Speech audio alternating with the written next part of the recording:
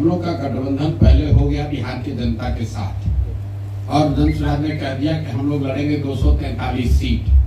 तो 243 सीट के आगे तो कोई सीट है नहीं जिस पर गठबंधन हो जाए। फिर आपने कहा कि चुनाव जीतने के बाद क्या होगा, उसके लिए भी हमने कह दिया कि हम लोग का अपना तरीका है, हम लोग अर्श पर मरेंगे या फर्श पर मरेंगे। हमको ये मानने में कोई दिक्कत नहीं है कि संभव है कि धनसुराज को 5 सीट भी ना मिले। सारे प्रयासों के बावजूद अगर बिहार की जनता को लगता है कि नहीं भाई कोई हमको नया विकल्प नहीं चाहिए, हम पुराने वैसे ही घिसी पिटी व्यवस्था में रहना चाहते हैं, तो जो व्यवस्था है उसको वोट दे देगी। हम लोग को उतना सीट ही नहीं मिलेगा कि हम लोग किसी गठबंधन करें। लेकिन अगर जनता को बात समझ में आ गई कि 30-35 साल से विकल्प के अभाव में जो गलत लोगों को भाजपा के डर से लालू जी को और लालू जी के डर से भाजपा को जो हम लोग वोट देते रहे हैं, अब ये मौका आ गया, अब विकल्प आ गया, नए लोगों का चेहरा सामने दिख रहा है, एक सुचिता वाली राजनीति की शुरुआत हो रही है, एक नए तरीके की राजनीति की शुरुआत हो रही है जिसमें शिक्षा और पलायन की बात हो रही है। अगर जनता को ये समझ में आ गया तो जन सुराज को इतना सीट जरूर मिलेगा कि हम लोग को गठबंधन करने की जरूरत नहीं पड़ेगी।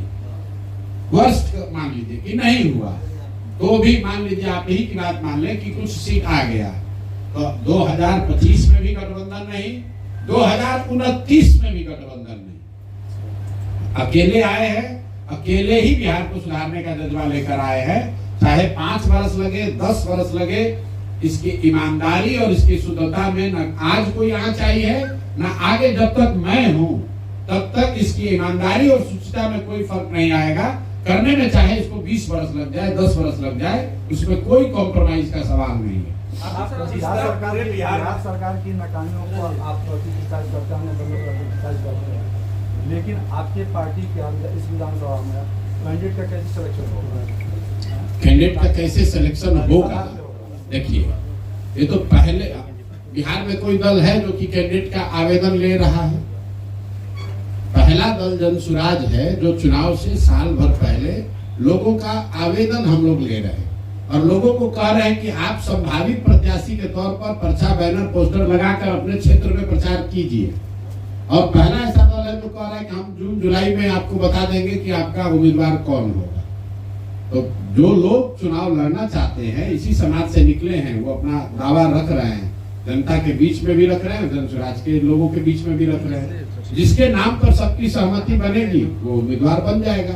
यहाँ पैसे का कोई खेल नहीं है, टेबल के नीचे कोई पैसा देकर टिकट खरीद नहीं सकता है, जाति के आधार पर टिकट बट नहीं सकता है।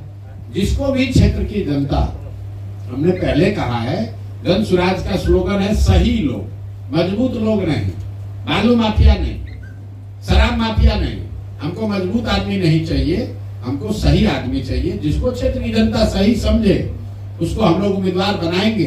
उसके बाद आप वोट नहीं दीजिएगा तो आप भुगतिएगा और आप फिर रोइएगा कि आपने नहीं दिया। भाई बिहार के लोग, हमारी जो समझ है, 2 बरस से तो यही कह रहे हैं कि भैया हम लोग के पास विकल्प नहीं था, आप बढ़िया आदमी आ गए हैं, आप अच्छे लोगों को टिकट दीजिए, आप विकल्प दीजिए, हम लोग आपके साथ खड़े हैं। कम से कम जनता ने कहा हमसे यही है, तो हमसे जनता ने कहा है तो हमको एक बार तो जनता को मौका, सही आदमी को टिकट देकर देना है।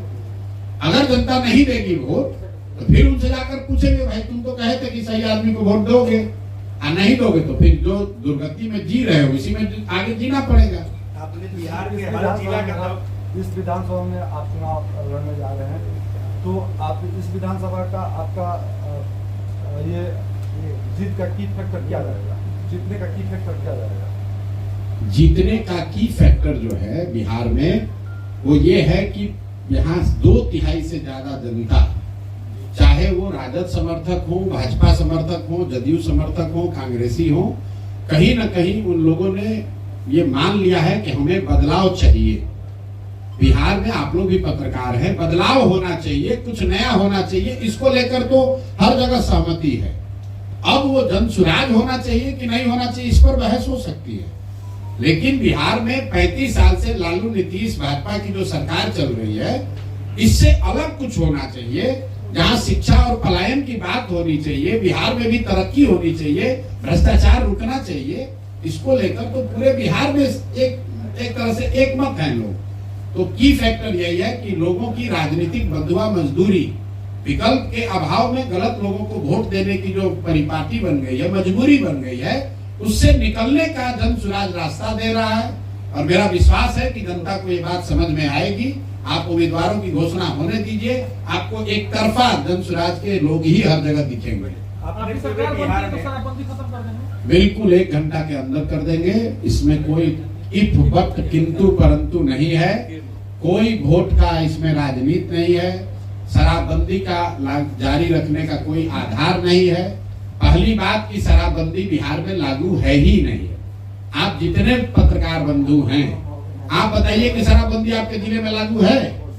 घर घर में शराब बिक रहा है, तो किस शराबबंदी की बात कर रहे हैं आप? उस शराबबंदी का सवाल पूछ रहे हैं कि क्या शराब का होम डिलीवरी आप रुकवा दीजिएगा?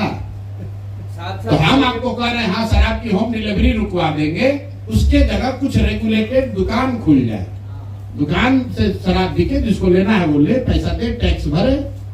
क्योंकि ये जो दुकान बंद, शराबबंदी के नाम पर दुकान बंद हो गई और होम डिलीवरी चालू हो गया, इससे घर घर शराब बिक रही है, बच्चों का जीवन खराब हो रहा है।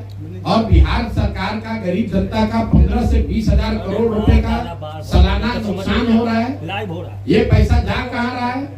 ये पैसा जा रहा है यहाँ के भ्रष्ट नेताओं के पास, ये जा रहा है यहाँ के भ्रष्ट शराब माफिया के पास। तो आप बताइए कि 15-20 हजार करोड़ रुपया जो बिहार की जनता का है, वो पैसा शराब के माफिया के पास जाए, ये कौन सा नियम होना चाहिए? और जिन महिलाओं के नाम पर इसको लागू किया गया है, सबसे ज्यादा प्रताड़ित तो महिलाएं हैं। 1.25 लाख से ज्यादा लोग, आप अपना आंकड़ा जाकर देख लीजिए, 1.25 लाख से ज्यादा लोग आज भी शराबबंदी कानून के तहत जेल में हैं। और जो जेल में है वो ज्यादातर लोग गरीब, अति पिछड़ा, दलित, मुस्लिम परिवार के लोग हैं, जिनके पास केस लड़ने का, बेल बॉन्ड भरने का पैसा नहीं है। तो किसकी मदद के लिए कानून बनाया गया? आपने जिस तरह पूरे बिहार के हर जिले में दौरा किया, उसी तरह से कांग्रेस भी कन्हैया कुमार के नेतृत्व में जन यात्रा शुरू की है। क्या वह जमीन अपना तलाश कर रही है? नया प्रदेश अध्यक्ष भी लाया गया है। बहुत अच्छी बात है, कांग्रेस बड़ा दल है, उनको प्रयास करना ही चाहिए। आश्चर्य की बात यह है कि 40 वर्ष उनको लग गया ये जानने समझने में। भाई कांग्रेस तो 1985 में बिहार को में रूलिंग पार्टी थी, तो 85 से 2025 मतलब 40 वर्ष हो गया। 40 वर्ष के बाद ही सही, अगर हम लोग के प्रयास से कांग्रेस जग जाए या कोई दूसरा दल जग जाए, यही तो ताकत हम आपको बता रहे हैं कि जन सुराज के आने से बिहार नहीं सुधरेगा। जन सुराज के आने से यहाँ लोकतंत्र जिंदा होगा। सारी पार्टियों पर यह दबाव होगा कि हम काम नहीं करेंगे तो हमको जनता वोट नहीं देगी। तो कांग्रेस भी सजग होगी, राजद भी सजग होगा। राजद भी मुसलमानों को जो बंधुआ मजदूर समझता है वो नहीं समझेगा। नीतीश भाजपा भी हिंदू समाज के जिन लोगों को अपना बंधुआ मजदूर समझते हैं कि लालू के डर से हम ही को वोट देगा, वो लोग भी डरेंगे। तो ओवरऑल बिहार का फायदा होगा। जन सुराज करे ना करे, जन सुराज के इस प्रयास से बिहार के लोगों का, बिहार की व्यवस्था का सुधार होना ही होना है। क्योंकि सब राजनीतिक दल जब कंपटीशन होगा तो सारे राजनीतिक दल सजग होंगे, सब लोग प्रयास करेंगे, सबके कार्यकर्ता जमीन पर उतरेंगे। तो अगर राजनीतिक दलों के कार्यकर्ता, नेता जनता के बीच में जाते हैं तो फायदा तो जनता का है, बिहार की जनता का है। अच्छा, आखिरी सवाल, लालू फैमिली पर ईडी कार्रवाई को किस रूप में आप देखते हैं? लालू फैमिली पर ईडी कार्रवाई और सीबीआई कार्रवाई कोई पहली बार तो हो नहीं रहा है। पिछले 30-40 सालों से लालू जी का जेल और कोर्ट से बराबर का ही नाता है, आते जाते रहते हैं। अब उन पर जब केस है तो केस में एजेंसी उनको घेरेगी। 2 बात है, जो उनके समर्थक हैं वो कह सकते हैं कि भाई उन पर सरकार उनको परेशान कर रही है। तो आपको ये पूछना चाहिए कि भाई लालू जी के जब यूपीए की सरकार थी, लालू जी की सरकार थी, तब भी सीबीआई उनको पकड़ कर ले गई थी, तब भी सीबीआई उन पर केस कर रही थी। जब पहली बार लालू जी पर चार्जशीट हुआ, उस समय तो देवगौड़ा जी प्रधानमंत्री थे। लालू जी के बनाए हुए सरकार के दौरान ही उन पर सीबीआई ने एक्शन लिया था। तो ये चारा घोटाला से जो दौर शुरू हुआ है, पिछले 30-40 सालों से लालू जी पर इस तरह की कार्रवाई या उनसे जुड़े हुए लोगों पर होती रही है। इसमें कितनी सच्चाई है, नहीं सच्चाई है, हम नहीं जानते हैं। लेकिन जो यहाँ पर कानूनी व्यवस्था है उसके तहत कार्रवाई हो रही है। जहाँ तक मुझे लगता है इस कार्रवाई को अपने गति से होने देना चाहिए। दूध का दूध, पानी का पानी हो जाएगा। बिहार का सबसे बड़ा समस्या है प्लान, कैसे सर उसे रोक पाएंगे? जो और अगर 1000 बार पिछले 2.5 वर्षों में गांव-गांव जाकर हमने बताया कि बिहार में पलायन को, अगर लोगों के पलायन को रोकना है तो उसके लिए सबसे पहले पूंजी का पलायन रोकना है। पूंजी के पलायन के रुकने से बुद्धि का पलायन रुकेगा, और बुद्धि का पलायन अगर रुक जाए तो श्रम का पलायन अपने आप रुक जाएगा। हर साल बिहार से जो 2.5 लाख करोड़ रुपया बैंकों के माध्यम से आपका हमारा पैसा बिहार से बाहर जा रहा है, उस पैसे को जनसुराज रोकना चाहता है। अगर बैंकों से ये पैसा बाहर जाना रुक जाए तो हर साल बिहार में 2 से 2.5 लाख करोड़ रुपया अलग से, बजट के अलावा 2 से 2.5 लाख रुपए का निवेश होने लगेगा। जैसे ही ये पैसा यहाँ रहने लगे तो लोग, बहुत बड़ी संख्या में यहाँ छोटे मोटे रोजी रोजगार शुरू हो जाएंगे, और उसी से हम लोग कह रहे हैं कि साल भर के अंदर पलायन रुकेगा।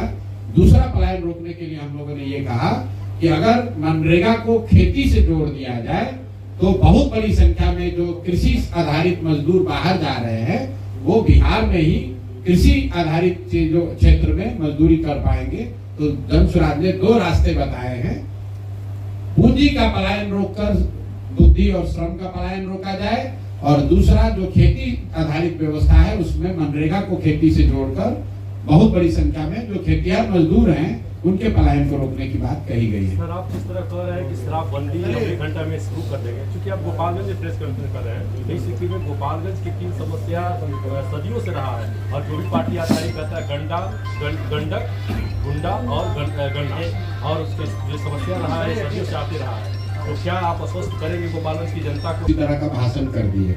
मैं गोपालगंज की जनता को ये कहूंगा कि अगर पूरा बिहार डूब रहा है तो उसमें गोपालगंज नहीं सुधर सकता है। अगर जहाज डूबेगा तो उसमें बैठा हुआ हर आदमी डूबेगा।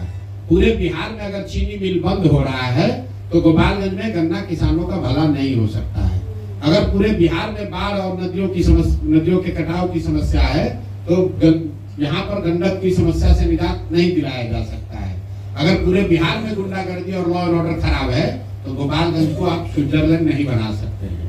तो जनसुराज की ये सोच नहीं है कि हम आए गोपालगंज में तो कह दिए भैया हम यहाँ गन्ना का ठीक कर देंगे।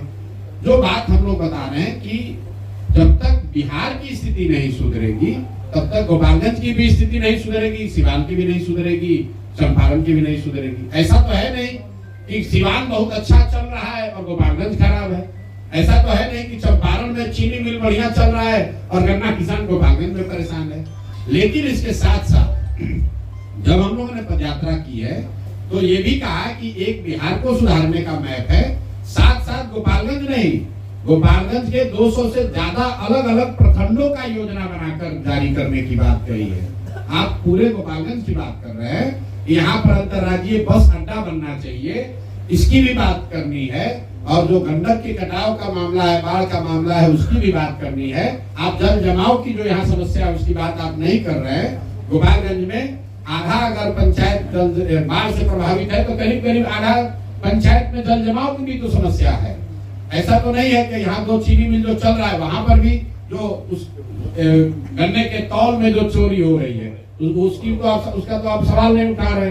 जो यूपी के मुकाबले यहाँ कम पैसा गन्ने को मिल रहा है, गन्ने के उत्पादकों को मिल रहा है, उसकी बात आप नहीं कर रहे हैं। जो गन्ने की 3 क्वालिटी है और वो 3 क्वालिटी में कैसे मिल मालिक जबरदस्ती आपको वो गन्ना उपजाने पर मजबूर कर रहे हैं जिसमें कीड़ा ज्यादा लग रहा है। हम तो गांव-गांव जाके समस्याओं को हमने देखा है, हमको पत्रकार वार्ता में आके जानने की जरूरत नहीं है। हर पंचायत का ये समस्या बताया गया है। मुझे लगता है कि गन्ने का जो ये किस्म है, जो 3 जो श्रेणी है, वो तो सबसे बड़ी समस्या किसानों ने मुझे वो बताया कि जो किसान यहाँ गन्ना उपजाता था उसको हटाकर मिल वाले कह रहे कि तुम हमारा वाला उपजाओ, ग्रेड ए वाला, और उस ग्रेड ए में इतना ज्यादा कीड़ा लग रहा है कि उस बेचारा ऐसे ही नुकसान हो रहा है। वही हाल है तो यहाँ पर सबसे बड़ी चोरी तो यहाँ पर तौल में है, गन्नों के, गन्ना के तौल में जो चोरी है वो माफिया की तो बात ही नहीं कर रहे हैं आप लोग। तो जब तक पूरी व्यवस्था नहीं सुधरेगी तो सिर्फ गन्ना गंडक गुंडई की बात करने से नहीं होगा। ये तो बात 40 साल से चल रही है। मैं आपको ये कहना चाह रहा हूँ कि बिहार की व्यवस्था सुधरेगी तो जब गोपालगंज भी सुधरेगा।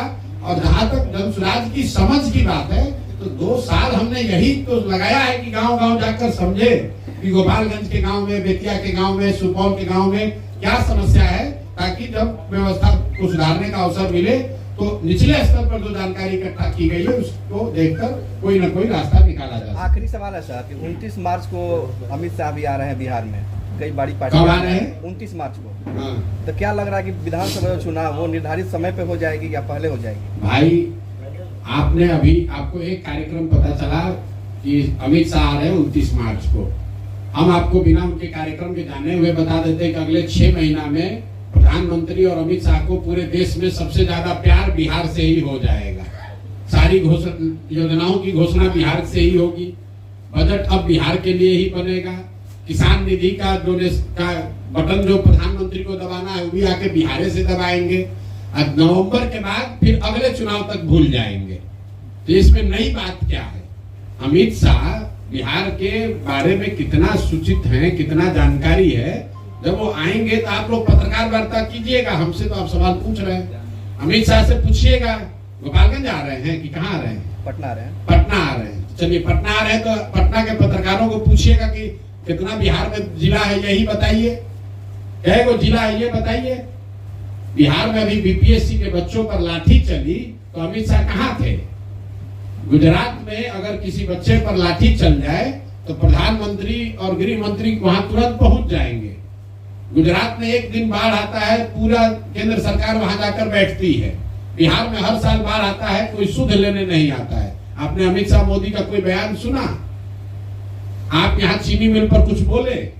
यहाँ के बिहार के लोग जो जाकर गुजरात में मजदूरी कर रहे हैं उस पर बोले जरा अमित शाह? अमित शाह जी से इतना मैं आग्रह करूंगा कि जो गुजरात में बिहार के लड़के गए हैं मजदूरी करने, जितना मजदूरी गुजरात के लोगों को मिल रहा है उतना ही मजदूरी खाली आप बिहार के लड़कों को दिलवा दीजिए। फैक्ट्री तो आप जीवन भर लगा नहीं, आप लोगों से 12 साल हो गए। जितनी मजदूरी गुजरात के बच्चों को मिल रही है गुजरात के फैक्ट्रियों में, उतनी ही मजदूरी आप खाली बिहार के बच्चों को दिलवा दीजिए उन्हीं फैक्ट्री में। गुजरात के लोगों को मजदूरी मिल रहा है 20,000 और बिहार के गरीब बच्चे जाकर उसी फैक्ट्री में 12,000 रुपए में काम कर रहे हैं। आपको हमारी बात पर भरोसा नहीं है? आप चलिए सूरत में, एक अकेले सूरत में 5 लाख से ज्यादा बिहार का बच्चा मजदूर है। चलिए मौरवी का जितना सिरेमिक फैक्ट्री है, इसी गर्मी में हम लोग यहाँ बैठे, बाहर धूप लग रही है, इसी चिलचिलाती गर्मी में मौरवी के जितने सिरेमिक फैक्ट्री हैं उसमें सब बिहार के बच्चे मजदूरी कर रहे हैं। अमित शाह उनके लिए कुछ कर दे भाई। बिहार में नहीं करा पा रहे, गुजरात में करा दो। वोट लेने की बात होगी तो सबको बिहार याद आएगा। आपने कहा अभी कांग्रेस वाले कुछ कर रहे हैं। आप लोग कोई पत्रकार ये नहीं पूछ रहे हैं कि कांग्रेस के एक नए अभी मुख्यमंत्री बने हैं तेलंगाना में, नाम है रेवंत रेड्डी। 2 वर्ष पहले अभी मुख्यमंत्री बने हैं, जुमा 2 वर्ष हुआ है। तो मुख्यमंत्री बनने के बाद उसने कहा, उस आदमी ने, कि बिहारियों का डीएनए है मजदूरी करने वाला। मतलब बिहार के लोग पैदा ही हुए हैं मजदूरी करने के लिए। रेवंत रेड्डी के शब्द हैं। जो भी कांग्रेस के नेता यहाँ आ रहे हैं जरा उनसे पूछिएगा तो भाई तुम्हारा यही सोच है? हम लोग जब मजदूरी करने के लिए ही पैदा हुए हैं तो काहे के लिए यहाँ यात्रा कर रहे हो? क्यों वोट मांगने आ रहे हो? तेलंगाना में ही वोट मांग कर बना लो सरकार। वोट हम लोग से मांगोगे और हम लोग से कह रहे हो कि बिहारी मजदूरी करने के लिए पैदा हुआ है। और आप जरा पूछे तो कोई कन्हैया कुमार, कोई राहुल गांधी, किसी ने अगर रेवंत रेड्डी के खिलाफ एक शब्द कहा हो तो दोनों बात कैसे होगा भाई? आपका मुख्यमंत्री हैदराबाद में बैठकर बिहारियों को गाली दे रहा है। कार्यकर्ता नहीं, वहां का मुख्यमंत्री है। बिहारियों को कह रहा है कि पैदा ही हुआ है मजदूरी करने के लिए। और उसी दल का नेता आकर बिहार में वोट मांग रहा है और आप लोग सवाल भी नहीं करते।